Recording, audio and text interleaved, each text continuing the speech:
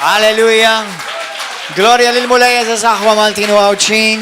Familja River of Love madwar Malta u għawdex nqawkom għal-lejla għal-sarata oħra u għal-kelma tal-mulej.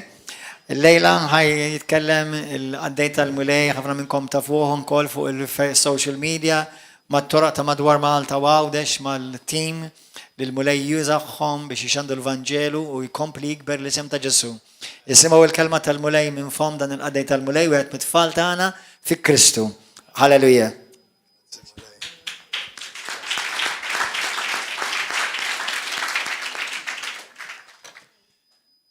Gloria dejjem il-mulej, halleluja. Grazzi mulej.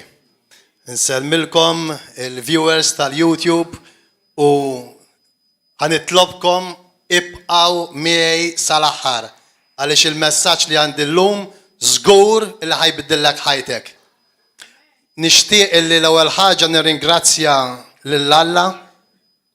Grazzi l-mulej ta' din l-opportunità li ħanaqsam il-kelma għal darboħra ġewwa River of Love u nirringrazzja lill-Pastor Gordon, nirringrazzja lilek Marjella ta' din l-opportunità u nitlobkom minn qalbi sabiex tagħtuhom ċabċipa. Grazzi mulej. Il-ġenituri spirituali tagħna dawk. Grazzi u glorja lil Ġesu.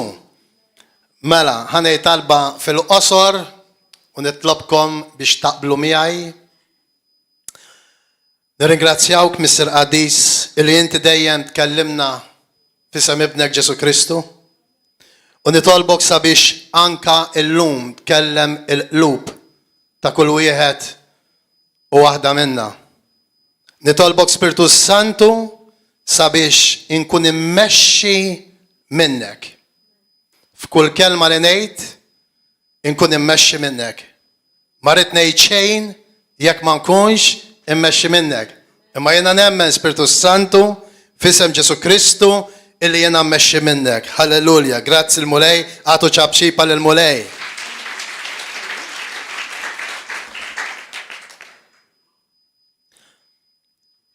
Bil-fors, għanna bżon l-Ispiritu Santu biex imexxina.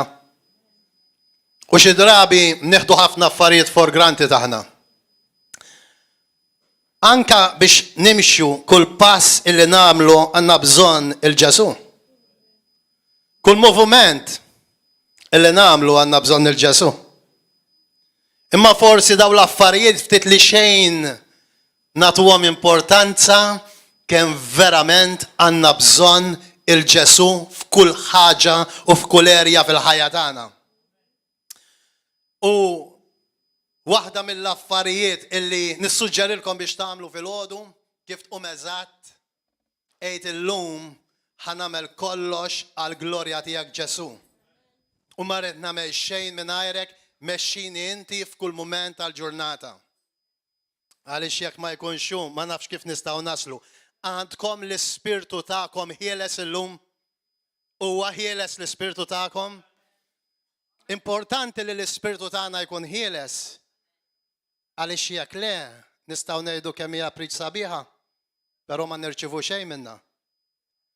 U biex l-ispirtu tagħna jkun ħieles, irridu nkunu ħielsa minn kull rabja, irridu nkunu ħielsa minn kull offiża, irridu nkunu ħielsa minn kull imrar. U jekk tħossok li m'intix, itlob il-mulej biex jagħtik il-grazzja biex l-ispirtu tiegħek ikun ħieles. Għaliex jekk le m'int ħatirċivi xejn u sakemm tinħeles ħatibqa' ma tirċivi xejn. U iva mulej nitolbok sabiex tgħinna npoġġu l-ispirtu tagħna f'alignment miegħek. In Jesus' name. Amen. Mattew 21, Matthew 21. Jekk għandkom il-Bibja, please marru miegħi, jekk ma għandkomx marru fil-mobile. Importanti li jkun silent. Mela, isimgħu naqra xejn Ġesu. Mela biex nagħmel l-istorja fil-qosor, Ġesu mar fuq is-siġra ma sabilha xejn u alla qatt iżjed ma jkun hemm frott minnek għalli ġej. Seħet is-siġra, okay? Imma x'ġara? Weġibhom Ġesu wara tassew ngħidilkom dan il-messaġġ fisem Ġesu Kristu jbiddellek ħajtek. U jkompli jgħinna nikbru fl-imkien. Tassew ngħidilkom jekk ikolkom il-fidi u ma toqgħodux titħasbu mhux biss dak li ġara il-din is-siġra tagħmlu, iżda wkoll jekk tajdu għamluha in brackets, underline, jekk tajdu lil din il-muntanja inqala u nxteħed il-baħar hekk isir. U kull ma titolbu taqilوh jekk ikolkom il-fidi. Jekk tajdu, jekk tistqar, jekk ma tgħidx, il-muntanja hemm kienet u hemmhekk se tibqa'. Il-ħajja tagħna, u din hija importanti, aqbdu dan il-vers. Il-ħajja tagħna hija r-riżultat ta' dak li aħna nistqarru. Ħanerġa' ngħidha. Il-ħajja tagħna hija r-riżultat ta' dak illi aħna nistqarru għaliex dak li nistqarru għax nemnuh.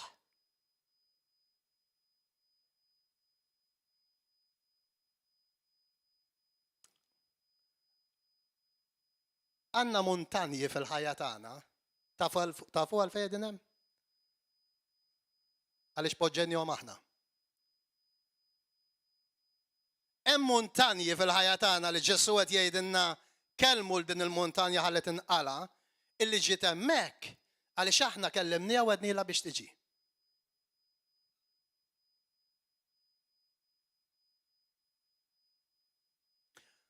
Illum dik il-muntanja fisem Ġesu Kristu jekk inti tistqar, jekk inti temmen ħatwarrab minn ħajtek minn issa stess. Temnu dan? Ma tantx hawn muntanji mill-lider, nemnuh dan. Għaliex kollha xi darba kellna xi muntanja u xi wħud minna tagħna u fisem Ġesu Kristu dil-muntanja titwarrab għaliex edem ma x'aħna stess poġġejniha hemm b'dak li jedna u b'dak li għamilna.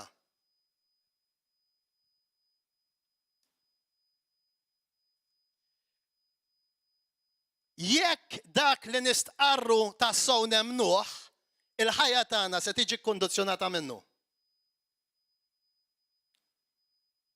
Jekk dak li aħna ngħidu bil-kliem nemnuh, il-ħajja tagħna ħatiġi kkundizzjonata minnu.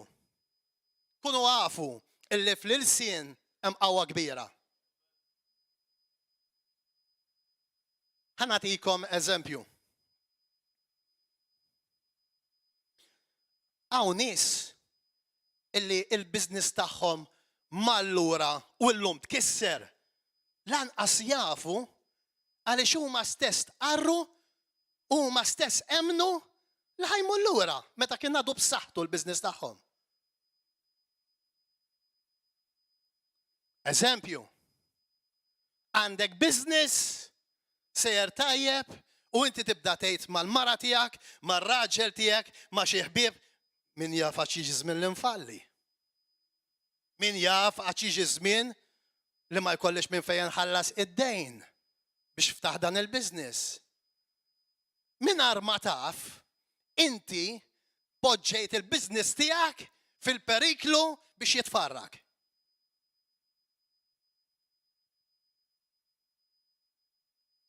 Jekk inti llum għandek business u qed taraħ sejjer lura, timxix fuq dak li inti qed tara, imma ibda b'fommok issa stess. Ibda ddikjara, ibda stqar u emmen għaliex l-istqarrija tiġi mill-ispirtu tiegħek. Inti temmen mill-ispirtu tiegħek. Ibda emmen li l-business tiegħek sejjer il-qudiem. Jekk inti m'għandekx qed taħseb li mhux ħajkollok biżżejjed biex twassal ħalli tħallas il-loan tiegħek, ibda minn issa stess, iddikjara u stqar il-pozittiv li jena ħanasal, li jena ħanħallas, li jena mussejja l-lura, li l-biznis tijaj ħajmur il-qoddim. Irrelevanti s-situazzjoni, irrelevanti dak li inti għaddej minnu bħalissa. Għax aħna rridu nimxu, mus skont dak li naraw, ma skont dak li għalalla. Jista' jkun forsi saħtek marret lura, sejja l-lura. U inti tibda tgħid, sister, brother, inti ħatfiq f'isem Ġesu Kristu. Imma le tax, it-tabib qalli ta' qalli m'hemmx ċans ta'. It-tabib qalli ta' m'hemmx tama ta'. Proset. Qed poġġi lilek li m'hemmx tama u li m'intix ħatfiq. Għax inti fħalqek hemm il-qawwa, fħalqek hemm is-saħħa u dak li qed tgħidu għax qed temnu. Għodu attenti xi tgħidu ta'.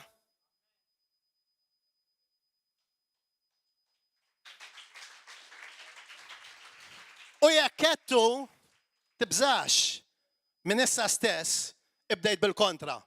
U b'da kistru irrelevanti x'jgħidlek it-tabib, irrelevanti x'hemm tħoss, irrelevanti l-isem tal-marda tiegħek, irrelevanti l-isem tal-kundizzjoni tiegħek, jiena ħanfiq, jiena ħawettaq il-pjan Alla, jien tilgħal fuq mhux sejjer l-isfel, jiena fejja u mhux marit, halleluja, grazzi mulej, jiena dan nemnu u nemnu għaliex inti jettu mulej. Għalek nemnu għax inti jettu. Petru għallu, għaxet li inti mulej, ħanerġa' mur nistat. Għaxet li inti mulej, il-kelma Alla tgħidlek, Ġesu qed jgħidlek kellem il-muntanja u għajdilha tinqala u tixteħet il-baħar u jkollha tisma' minnek. La inti jettu mulej jiena nfejja, la inti jettu mulej il-business tiegħi jsir il-qudiem, la inti jettu jien mhux se nkun bruk. Halleluja, għax inti jettu mulej. Dik hija l-fidi illi Alla jridek timxi biha. Imma mhux biss. Forsi għandek ministeru. Uff, li kieku mhux għalik mulej, inżarma issa stess. Ejjejt, ġbajt, dejquni n-nies, ejjoni n-nies, ejjoni għajruni fuq Facebook li l-ewwel wieħed. Gloria l-mulej, ma jimpurtax. Ejjejt mulej, kieku taf kemm hu jibes, kieku taf qed nara l-familjari tiegħi jarawni niġi maħjar. Taf x'inti tagħmel? Qed tagħti glorja x-xitan.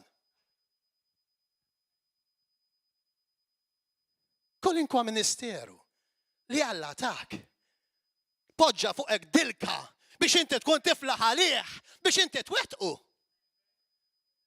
Kull ħaġa li inti tagħmel għall-glorja tal-mulej, il-mulej annojtjak, dilkek, biex inti tkun kapaċi tagħmilha. U la huwa dilikni biex nagħmilha, jiena kapaċi nagħmilha u jien se nasal, irrelevanti x'jgħidu n-nies, irrelevanti kemm huma kontra tiegħi, jiena ħanibqa' mix il-qoddim għax Alla sejjaħli għal dan l-iskop. Dik il-fidi tagħna. Għaliex meta inti tibda tgħid ejjejt, ġbajt, taħseb li Alla tieħu gost. Tajtek dilka speċjali fuqek biex inti tkun tista' tasal għal dan. Qed tgħid li m'intix kapaċi. U x-xitan jitħaq bik. Ġifieri inti m'intix temmen id-dilka li poġġa fuqek Alla biex dak li tak iseħħu jsir. Li kieku Alla ma jidilkekx, m'intix ħatasal. Imma l-fatt li Alla għażlek u inti bdejt, inti ħadd tispiċċa f'isem Ġesu Kristu.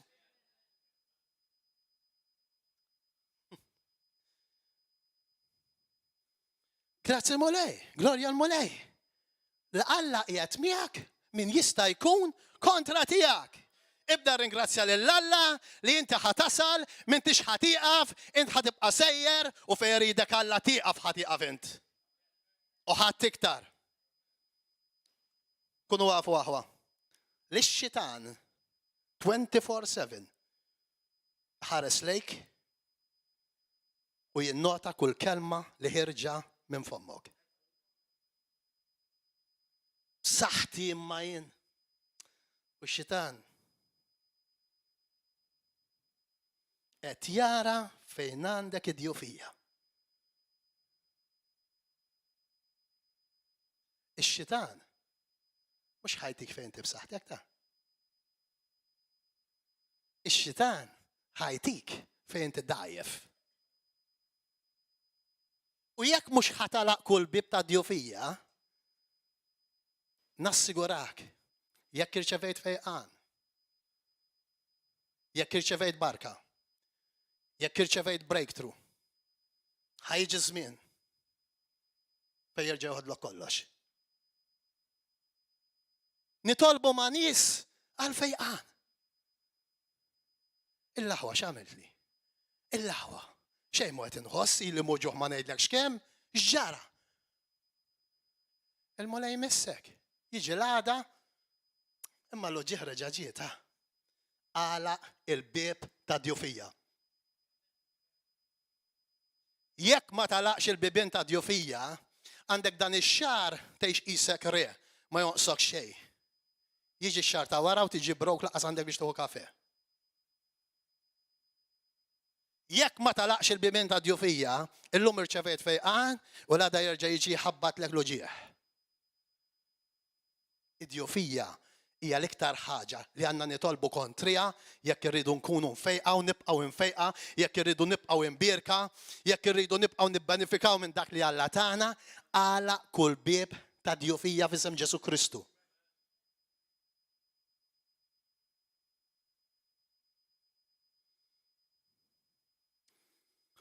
Immaġinaw dar għandha saqaf tal-bliħ.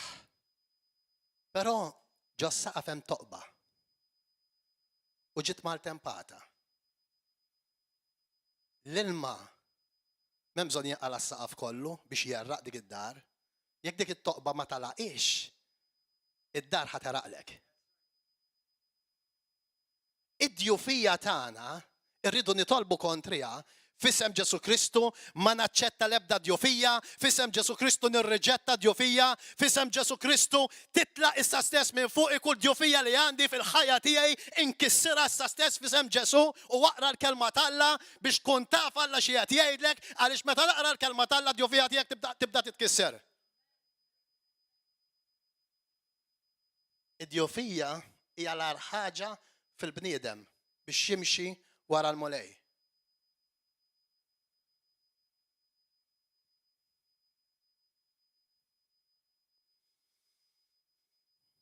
Ibda ikmandhom jitilqu kull forma ta' djufija minn ġo fik issa stess.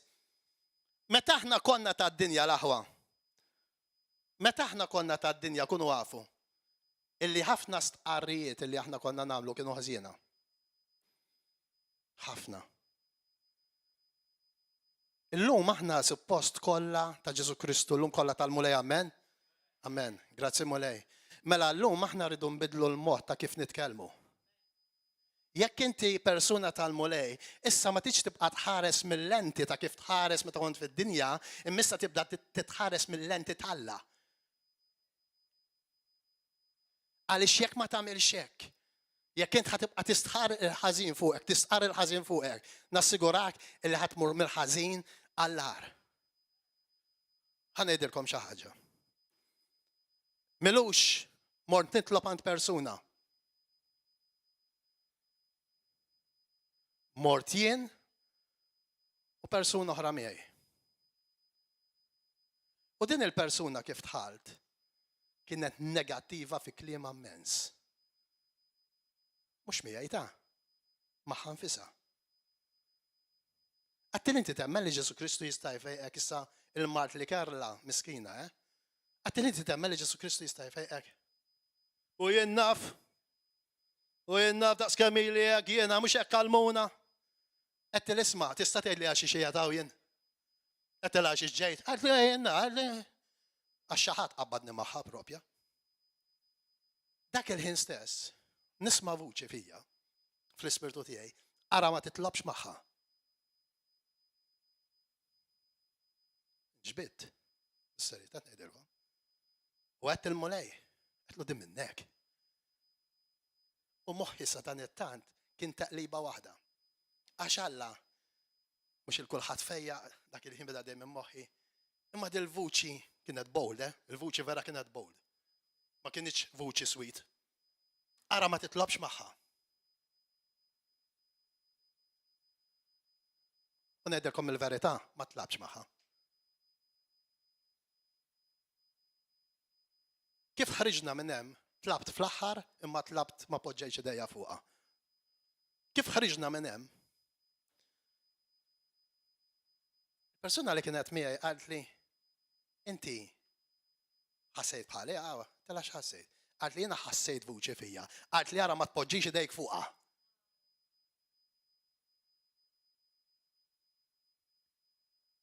Għettilha grazzi għaliex qed isserraħni. U l-mulej għetlu, tista' tgħid li mulej għal xiex qed li hekk.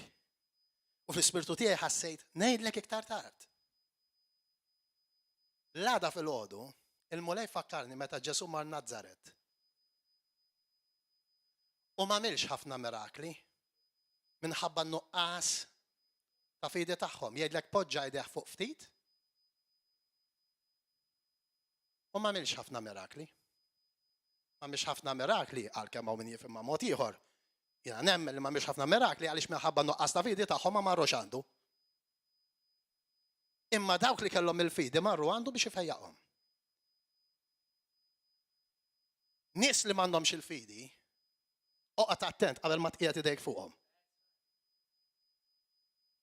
Persuna familjari wara dan il-każ muġuha mawġa ganċ qed tela din nitloq miegħek qalt li ma nemminx bil-fejqan. Issa jekk tara id-dar mimlija statwi u kuruni u x'naf jiena. Alla vorja hija persuna familjari ma poġġejx idejja fuqha. Għax la Alla ma jridix ma nagħmilix. Xirrid nibdan kollu?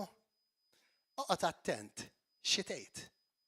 Għaliex dak li tgħid jew ħadd irċievi il-barkit Alla u dak kollu li għandek bżonn, jew ħadd irriġetta kollox. U sfortunatament, xi drabi aħna l-Kristjani stess illi niddikjaraw affarijiet ħżienna fuqna. Għaliex min jaf se jiġri, għaliex min jaf se nasal, għaliex min jaf se nfiq, għaliex min jaf jekk hux ħanibqa' brok sal-aħħar tax-xahar, għaliex min jaf jekk se jkolli biex inħallas il-kera. Please, f'isem Ġesu Kristu, ejt ma rridx nitkellem iktar hekk. ħanbiddel il-mod ta' kif nitkellem. Għaliex jiena jibben Alla, Alla jgħid fil-kontroll ta' ħajti, Alla jieħu ħsibi u stess Alla jien laħan abbandunak u laqqas nitilqek u jien ħan jieħu ħsibek f'kollox. Ibda emmen, ibda stqar.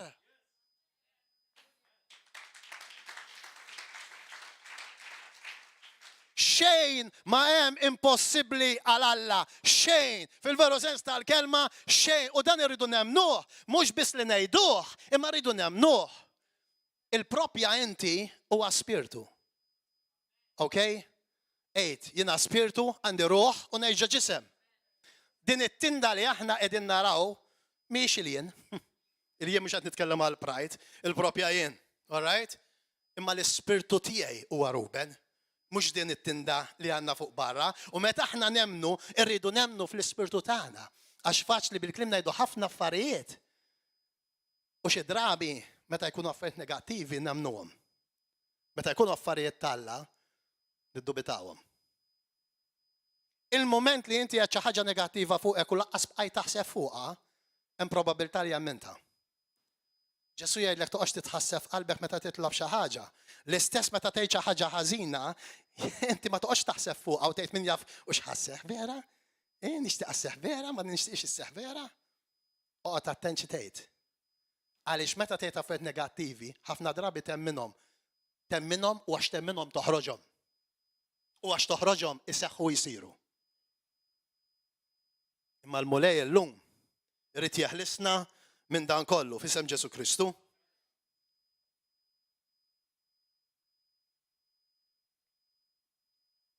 Nej Korintin kapitlu 5 vers 7 jgħidilna illi aħna min? Il-Kristjan. Nejxu bil-fidi u mhux bil-viżjoni. Nejxu bil-fidi u mhux bil-viżjoni. X'jiġifieri nejxu bil-fidi u mhux bil-viżjoni? Iġifieri ma ngħixux skont dak li qed naraw, skont dak li qegħdin inħossu, skont dak li qegħdin nisimgħu, skont kif huma ċirkostanzi, imma aħna nemmnu xtejt il-kelma tal-Alla. Ħanerġa' ngħidha wetta darba l-oħra wkoll. Jekk inti timxi bil-viżjoni, ix-xitan għandu l-qawwa fuqek. Jekk inti tibda tgħid kemm kbira l-problema tiegħi, jekk inti tibda tgħid kemm kbira l-marda tiegħi, jekk inti tibda tgħid kemm kbira din il-problema li għandi fiż-żwieġ tiegħi, ix-xitan jagħmellek grazzi għax issa għandi l-qawwa fuqek. Mela Alla qed jgħidlek imxi bil-fidi fuq dak li qed jien, mhux fuq dak li qed tara, ix-xitan qed jgħidlek le, imxi fuq dak li qed tara. U jekk timxi fuq dak li qed tara, tkun qed tiftaħ li bieb biex nidħol f'ħajtek u nfarkek.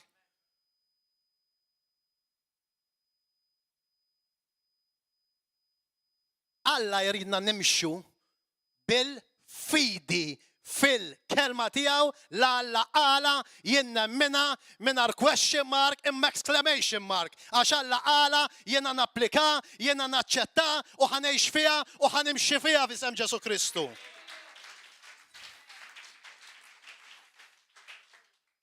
Il-fidi, meta inti tgħid jiena ngħix bil-fidi, taf x'inti tgħid? Qed tara li il-gwerra li ġejja għalejk, inti diġà rbaħta. David, is-Sultan David, meta ġilet ma' Golija, il-Golija beda jaraħ trapp qabel ma bdiet il-gwerra. Marru l-ewwel Samuel kapitlu 17, vers 46.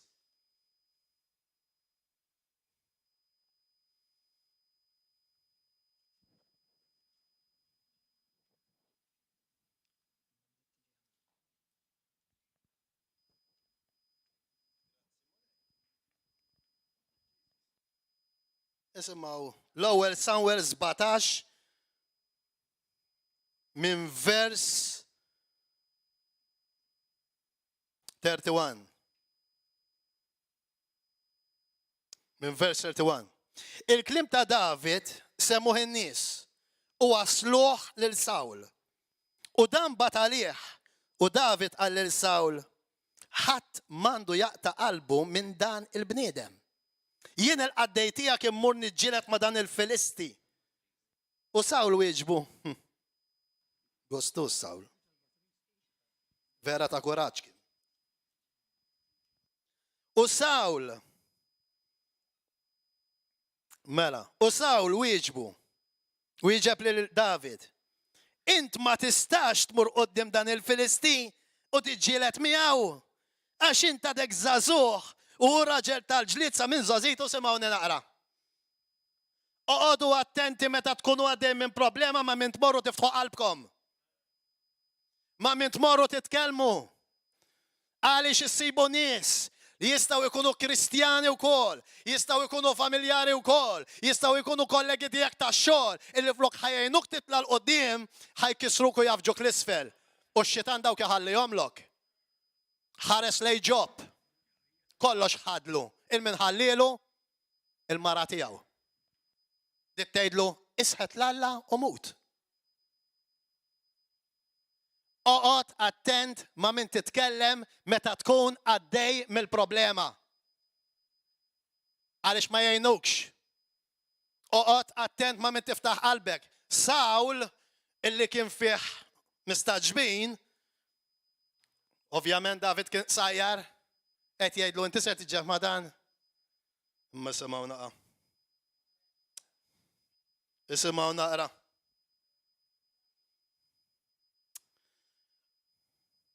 U David wieġeb il-Sawl, halleluja. Allu ismani ħankellmek naqa' Sawl. Ħanejdlek jiena issa x'int li kellek tgħid. Il-qaddej tiegħek kien għadu jirannaġġ ta' missieru u meta kien jiġi xiljun jew ors jaħtaf xi waħda mill-merħla jien kont nagħmel għal warajh nidorbu u naħtafilhom minn ġaħalqu. U jekk kien idur għalija Kont naqbdu minn il-ħit u nidorbu u noqtlu. X'għamel Sawl? Sawl ftakar.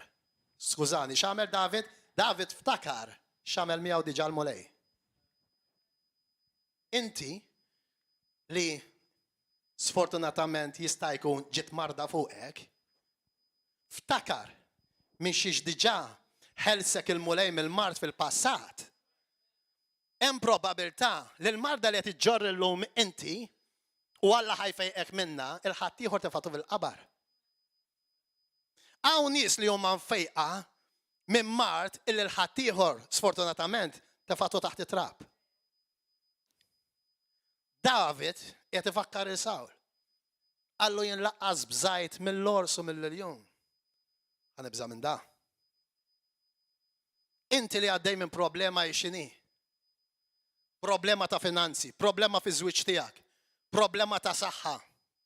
Ibda kellem il-din il-problema, għajdela ħanejdlek waħda ġbin. Jena taf x'għamel miegħi mulej fil-passat. Inti qiegħda taħliħinek fil-ħajja tiegħi. U f'isem Ġesu Kristu llum ikollok titlaq. Halleluja.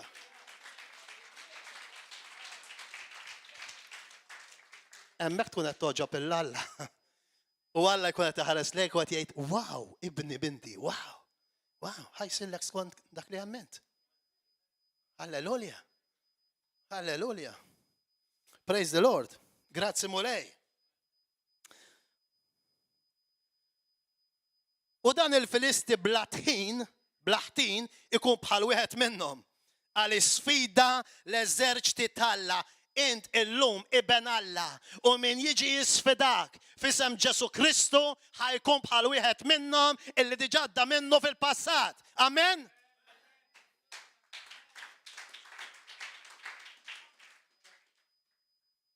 Taf kemm kien kbir? Tafu kemm kien kbir hu? Golija? Imma tgħidx, imma tiegħi taf kemm kbira problema hu.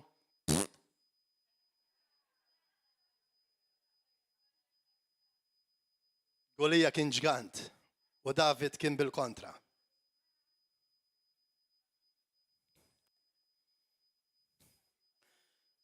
Vers 45. David wieġeb lil-Filisti. Inti ġejt lejja bix-xabla bil-lanza u bil-vleġġa, iżda jien, anzi ħanaqra minn vers 40. David ħalħatar fidu, għażel 5 ċaqit lixxi mill-wiet li waħda minnhom kien jisimha Ġesu. Dik iċ-ċaqa waħda minnhom kien jisimha Ġesu. U qegħdhom fil-ħorġa tar-raj li kellu. Ħaw koll isbandola fidu qarab lej il-Filistin. Il-Filistin resaq lej David bil-mod. U r-raġel bit-tarka qudiemu. Malli lemaħ il-David stmellu għax raħża zuħru x-xanu sabiħ fis-sura tiegħu. U l-Filisti qal lil David, xi ħsibtni lili? Xi kelb biex ħriġt għalija bil-ħatar? U beda jisħet lil David balla tiegħu. U s-sokta jgħid lil David, ejja lejja biex nagħti laħmek li tjur ta' smawit u lil-bejjem tal-ard. X'inhi ejja lejja? X'beda jgħidlu? Xettejdlek il-marda tijek, xettejdlek il-problema tijek, ħanġibek daħna, ħanġibek trab, minn tissatara x-xemx ta' għada. U inti set wieġiba? Hello? Set wieġiba inti? Jiena taf biex ġej għalik. Għana jidellek biex ġej għalik jien.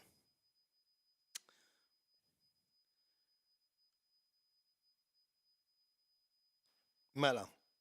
Inti ġej għalejja bix-xabla bil-lanza u bil-vleġġ iżda jien ġej għalik bl-isem il-mulej tal-eżerċti Alla tal-armata ta' Iżrael li jismu Ġesu Kristu illi inti sfidajt li qoddiemu kull irkoppa titmil, li qoddiemu kull irsin irid jistqar li inti il-mulej u jiena ġej għalik kanser, jiena ġej għalik problema finanzjarja, jiena ġej għalik bl-isem ta' Ġesu Kristu, halleluja, għaliex qoddim dak l-isem kull irkoppa titmil u kull irsin irid jistqar illi Ġesu għal-mulej u ħadd m'għandu l-ħila jieqaf lil dak l-isem, halleluja. Temnu inti dan?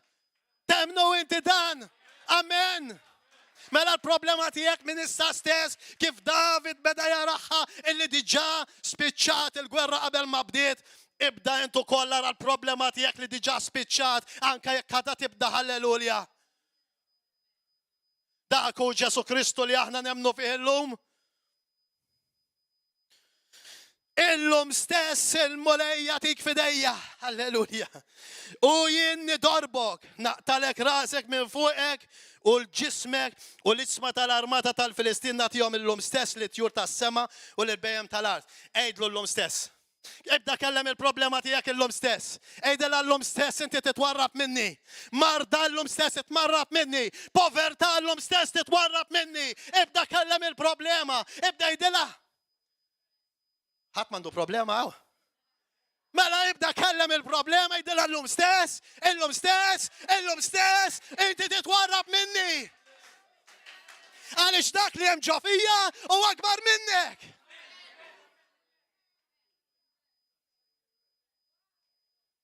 Ġesu għanna il-min inservu, halleluja. Grazzi mulej. U l-kelma tgħid la Alla u amana, la Alla u amana, la Alla u amana min jista' jkun kontra tagħna, halleluja. Irrelevanti il-problema, irrelevanti l-sfida li għandna, la Alli jatmana min jista' jkun kontra tagħna, halleluja. Praise the Lord, halleluja xkedda.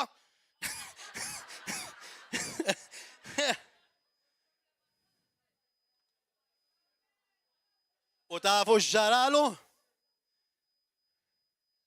Kellu jimtet qudiem David. U David għala xabla,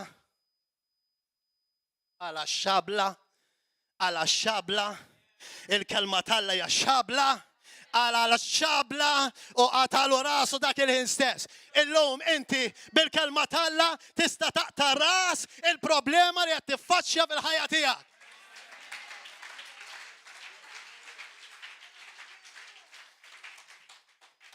Xalla nservu, halleluja.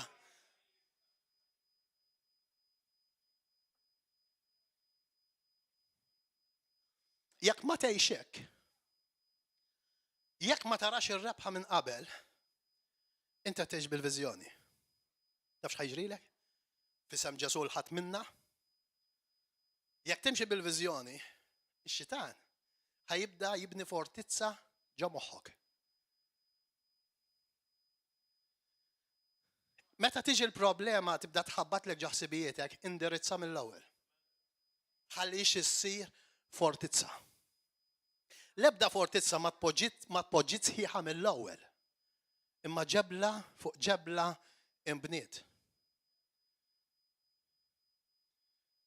Il-moment li inti toqgħod taħseb fuq dak li inti qed tiffaċċja, awtomatikament tkun qed tbaxxi l-kelma talla. Meta inti tibda minn flok tolli l-kelma talla skont iċ-ċirkostanzi li inti għaddej minnhom, tibda tbaxxi dak li qed tara fil-viżjoni u li qed tesperjenza. Jekk isillek stronghold, jekk isillek fortizza, tafu biex titkissera? Bil-kelma u bit-talb. Jekk inti titwaqqab balla bini, ma tistax taqbad il-martell u tmur toqgħod ittektek, imma titpoġġi żewġ dynamites. U daw iż-żewġ dynamites huma l-kelma talla u t-talb, anzi tlieta, u l-fidi. U l-stronghold tinqala. Imma tix ċans tikber. Il-moment li xi ħadd jgħidlek kelma negattiva minħabba dak li inti għaddej minnu, immedjatament f'isem Ġesu Kristu aqba tolli l-kelma talla xtejt fiċ-ċirkostanzi li inti tinsab fihom. Dik hija l-fidi. Ħafna nies ibatu għaliex huma stess poġġew muntanji fil-ħajja tagħhom. L-ispirtu tiegħek ħajaġixxi skont dak li inti temmen u tistqar. Imma xi jfisser li nimxi bil-fidi? Xi jfisser illi nimxi bil-fidi? Il-fidi hija dak li inti m'intix qiegħed tara, daqs li kieku diġà qiegħed hemm. Okay? Meta inti ħatitlob bil-fidi, ibda ħares issa li l-problema diġa telqet minn fuqek. Għaliex il-fidi tiegħek li ma tidirx tikkrea dak li jidher. Qegħdin naqblu? Il-fidi tiegħek ħad tikkrea dak li jidher. Jiddependi int x'ħatemmen u x'se tistqar.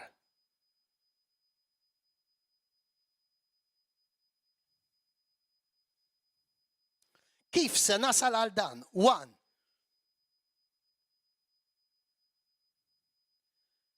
Importanti li tkun taf xi jrid Alla li jagħtik fil-ħajja tiegħek. Ħanerġa' ngħidha. Importanti ħafna żis li meta titolbu għal xi ħaġa, kun ċert li din ix-xi ħaġa Alla jrid itijielek. Jekk int għandek dubju, jekk irid itijielek, hemmhekk tista' tagħmel ġurnata titlob għax m'int ħatirċivi xejn. It-talba tal-missierna tibda hekk. Missierna illi inti fis-smawiet jitqaddes ismek. Tiġi salbnatek ikun dak li trid int. Imma x'irid Alla? Alla taħseb li jrid li żwieġ tiegħek jitfarrak? Le. Mela jekk jiena ħanitlob diġà qed fi qbil ma' Alla. Alla jrid illi inti timrat u ma twettaqx il-pjan tiegħu. Għaw xi ħadd jemmen hekk? Le. Alla jridek tkun muġuħ minn fil-ħodu sa fil-għaxija? Le. Mela hemmhekk diġà għandek int 50% tal-fidi tiegħek ġewwa.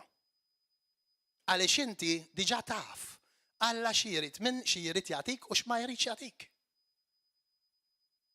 Għalhekk importanti li nkunu nafu il-kelma tal-Alla u xi jrid Alla minna. Ħalli meta nitolbu għandna 50% tal-fidi diġà qiegħda hemm.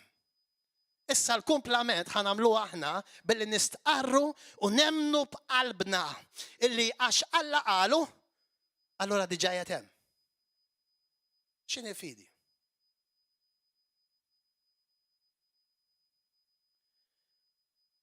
La Alla qala l-ħaġa, la Alla qala l-ħaġa, u inti emminta, u emminta, mux għax toqgħod tgħid nemmen, le f'isem Ġesu Kristu, mhux ħajġrijek, le. La Alla qala from your spirit, mill-ispirtu tiegħek, emmina. Għaliex inti spiritu għandek ruħ u tgħid ġisem. Mela dik waħda. 2. Ftakar li lilek ġiet mogħtija awtorità. Luqa 10 kapitlu 19. Tafu ġifieri awtorità? Ġesu jgħidilna ratajtkom l-awtorità biex tirfsu fuq is-sriep u skorpjuni, biex telbu kull qawwa tal-għadu u ebda ħsara ma jagħmlulkom. Dak awtorità. X'inhi awtorità? Awtorità hija li inti tiftaħ u inti tagħlaq. Inti tiddeċiedi. Inti tara xi trid u x'ma tridx. Ġesu jgħid kull ma torbtu fuq l-art ikun marbut fis-sema. Kull ma tħollu fuq l-art ikun maħlul fis-sema. Mela inti li int Kristjan illi għandek problema kbira f'ħajtek, mela inti għandek awtorità biex dil problema jew taċċettaħħa jew tarmi għalem. Awtorità hija seta. Inti tista' tiddeċiedi. U jekk inti titlob u xorta waħda ma tarax riżultat, ħantikom eżempju. Mela kulħadd jaf li l-pulizija għandu awtorità u fix-xien irid jgħidlek itfa' mal-ġenb. U inti għax għandu awtorità jkollok tobdi. Però xi drabi ssib nies li jkunu naqra imtektkin. Illi għalkemm il-pulizija joħroġ idejh, xorta jagħmel ta' rasu jibqa' dej. Imma jekk ikun pulizija serju, jistarti għal-motur jew il-karozza u jmur warah. U probabbli ma jmurx waħdu, imma jmorru turru miegħu. Il-Knisja għalhekk hija Knisja irridu nitolbu għal xulxin. U jekk għaddej minn problema ejja ħaniġġilduha flimkien. U meta jiġru warajh, fl-aħħar da x'imkien irid jieqaf. X'imkien ħajenqabad. U ħajaqbduh u jsakruh. U l-libertà tittieħidlu. Il-problema li inta tiffaċċja llum. Illum stess. Anke jekk tlabt u xorta waħda baqgħet tippersisti, ejja flimkien fisem Ġesu Kristu bħala Knisja inwaqfu inkisru kull assignment tad-demonju, kull attakk tad-demonju illi ġi kontra tagħna in the mighty name of Jesus. We break it in the mighty name of Jesus. Inkisruh fisem Ġesu Kristu. U l-ebda arma mu ħatirnexxi iktar kontra tagħna. In Jesus mighty name, stqarruha, ejduha bil-fidi. Le fisem Ġesu Kristu ma naċċettakx, itlaq il-barra minn ħajti, ħadd ma batalik, itlaq fisem Ġesu, halleluja. Dik hija il-fidi.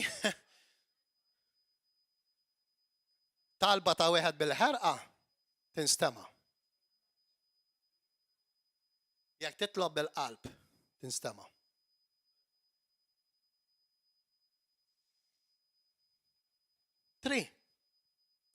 Ftakar li aħna ġejna is-siġillati bl-Ispirtu Santu. Wow. Wow. Il-kbir għadu ġej. X'nifhmu biha din? Aħna is-siġillati bl-Ispirtu Santu.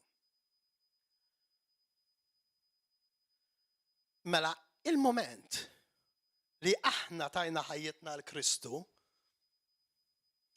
il-moment li aħna tajna ħajjitna il-Ġesu Kristu, x'ġara?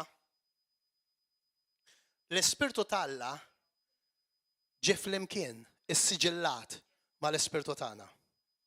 Ġie flimkien is-siġillat miegħek, miegħi. Meta tngħidu l-Ispirtu talla taf xi ġifieri? Il-kelma talla ġiet issiġillata fl-Ispirtu tiegħek. Ġesu Kristu ġie siġillat fl-Ispirtu tiegħek. Alla l-Etern ġie siġillat fl-Ispirtu tiegħek.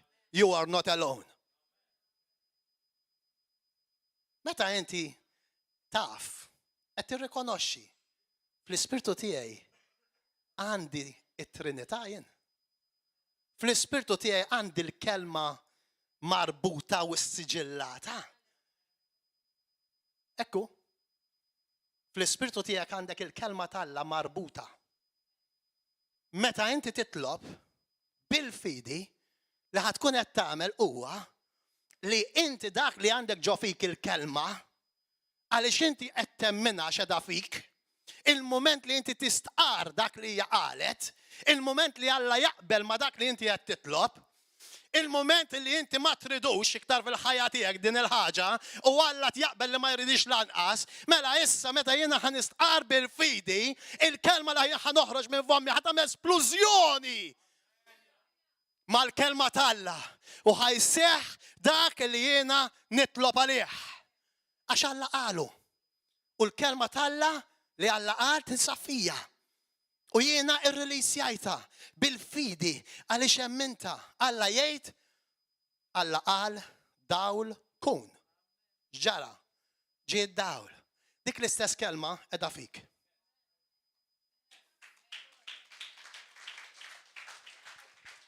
Dik l-istess kelma qiegħda fija. Imma mhux ħanħalli hemmhekk biss. Ħannistqarra minn fommi. U l-mument li nistqarra dak li jiena qiegħed nitlob għalih ħajseħ u ħajsir għax Alla mhux ħajerġa' jibdielu minn dak li qal. U Alla jgħid, Ġesu Kristu jgħid, itolbu kull ma trid u jingħatalek. Jekk tkellem il-dik il-montanja, jekk tgħid il-dik il-montanja nqala u nxteħed il-baħar, hija tisma' minnek. Amen? Melissa il-fidi tiegħi minn 50% ġiet 100%. Jekk inti persuna illi qed tara żwieġ tiegħek jitkisser, għall-eżempju, il-mument li inti titlob għaliex Alla jgħid, ik m'għandha l-problema titlaq, ik m'għandha l-montanja tinxteħed il-baħar. Itlobni kull ma trid u jingħatalek. Mela il-mument li jiena nitlob għaż-żwieġ tiegħek xi żwieġ qed narah jitfarrag f'daqqa waħda aħna Kristjani, xi ħaġa marret ħażin u sejrin lura. Mela Alla ma da ma jaqbilx illi jien għaddej minn dil-problema. Mela issa inti il-mument li tlabt u għemmint dak li inti tlabt, issa nieqaf inħares li ċirkostanzi preżenti. Issa ħanibda nara il-laħwa tiegħi kemm għandi żwiġ-ħini, il-lestrina kemm aħna verħanin bħala familja, il-ħanina dinja kif ġi kollox ir-restawrat. Imma mhux l-istess għadhom l-affarijiet. Tħares lej il-preżent. La inti qed il-kelma, ibda ħares wara l-affarijiet mill-lenti pożittiva. Dik hija l-fidi. Il-moment li inti temmen dan, dak li inti jissettara, għaliex tlabt fuq u issa, anke kiddarem gwerra gwerrun, grazzi mulej, wow, iż-żwieġ tiegħi kemm huwa mbierek. Grazzi mulej x'relazzjoni għandna aħjar milli kellna qabel. Grazzi mulej kemm aħna ferħanin ma' tfal, ħallelujja. Dik hija l-fidi. Li Alla jrid li aħna jkollna. Għaliex huwa qala, għaliex huwa jaqbel, għaliex jiena naqbel, għaliex il-kelma tiegħu tinsab fija, mela ħajseħħ u jsir dak li jiena tlabt.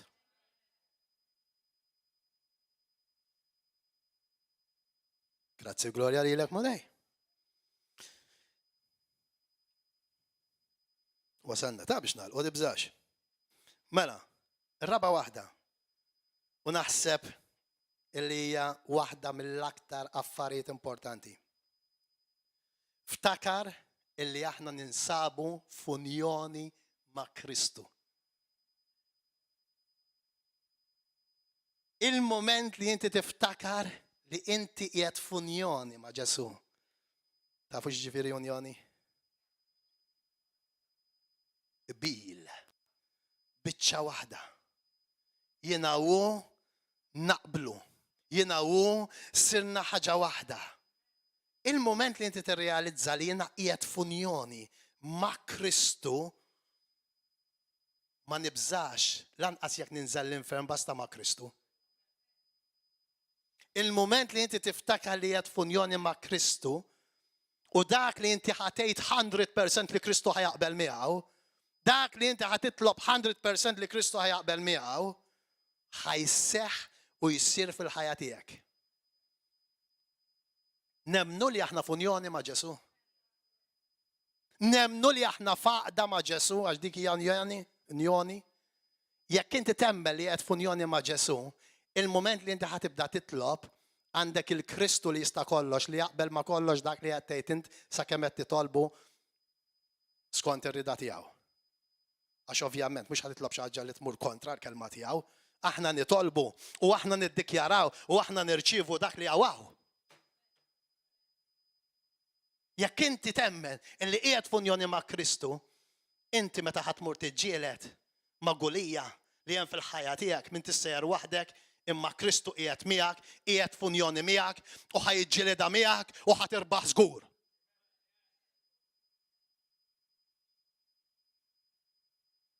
Ġesu meta seħet is-siġra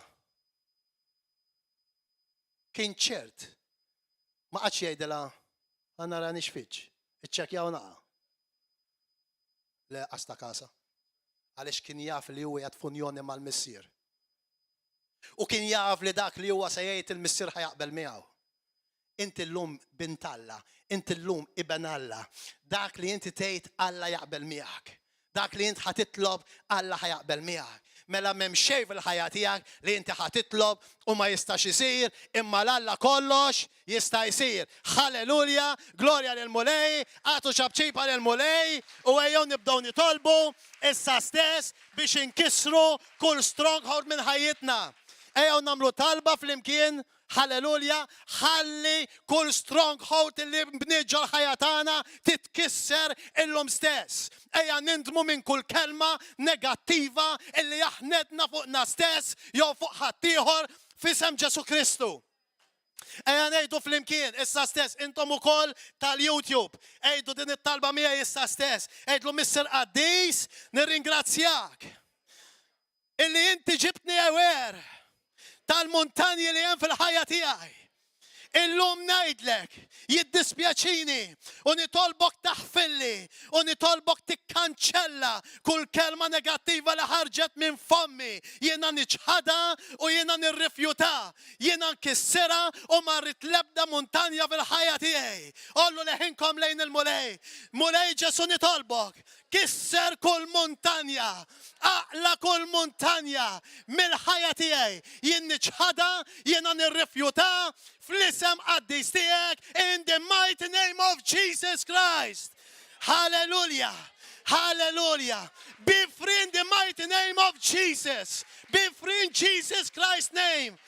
Kun ħieles sa f'isem Ġesu Kristu minn kull montanja fil-ħajja tiegħek. Irrelevanti hux marda, irrelevanti hux problema fil-familja, irrelevanti hux problema finanzjarja, tkun imkisra minn fuq ħajtek f'isem Ġesu Kristu. In the mighty name of Jesus. In Jesus Christ's name.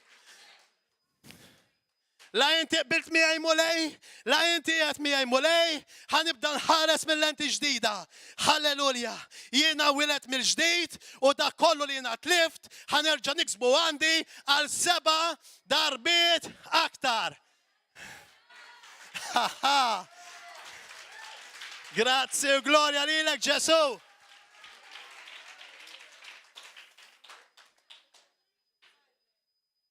Today you are free.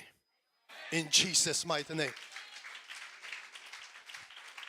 Illum inti ħieles f'isem Ġesu Kristu. Illum inti ħieles, inti ħielsa f'isem Ġesu Kristu. Grazzi mulej.